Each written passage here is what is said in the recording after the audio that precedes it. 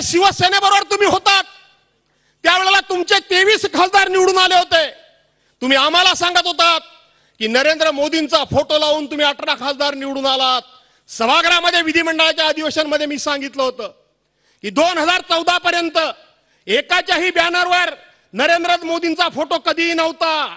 2014ला ते पंतप्रधान पदाचे उमेदवार झाले आणि त्यांचा बॅनरवर फोटो आला. आज आपण कालची निवडणूक जर बघितलीत तर कालच्या निवडणुकीमध्ये मी त्यांना सांगितलं होतं की भविष्यामध्ये आम्ही तुमच्या नरेंद्र मोदींचा कधी फोटो लावणार नाही, तुम्ही आमच्या शिवसेना प्रमुखांचा फोटो लावू नका.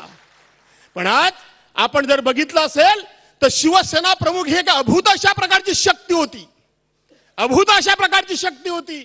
ज्या वेळेला कधी परकीय आक्रमण झालं असेल, कधी धार्मिक आक्रमण झालं असेल, कधी आर्थिक आक्रमण झालं असेल, कधी देशातली आर्थिक कधी उलथापालथ काय घडली असेल, त्यावेळेला फक्त एकच बोट उठलं, ते म्हणजे शिवसेना प्रमुख मान्य बाळासाहेब ठाकरे यांचं. आणि त्यांनी सांगितलं खबरदार जर माझ्या देशाकडे वाकड्या नजरेनं पाहाल तर, खबरदार जर माझ्या देशातल्या देशबांधवांच्याकडे वाकड्या नजरेनं पाहाल तर. आणि त्याची दखल अख्ख्या जगाला घ्यावी लागली होती. त्याच पद्धतीनं आजकाल जर आपण बघितलं तर 48च्या 48 उमेदवारांच्या बॅनरवर 48च्या 48 भाजपा असेल, शिवसेना असेल, अजित पवार गट असेल, काँग्रेस, राष्ट्रवादी काँग्रेसने आम्ही सुद्धा असू, त्या 48च्या 48 बॅनरवर जर फोटो कोणाचा होता तर तो माझ्या हिंदू हृदय सम्राट शिवसेना प्रमुख मान्य बाळासाहेब ठाकरेंचा होता.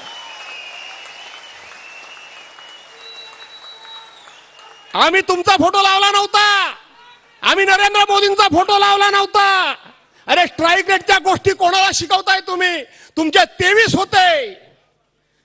होते, तुमचे तिघांचे मिळून त्या ठिकाणी फक्त 17 निवडून आले. आमचे इंडिया आघाडीचे मिळून 30 निवडून आले. उद्धव बाळासाहेब ठाकरेंचा स्ट्राईक रेट आहे.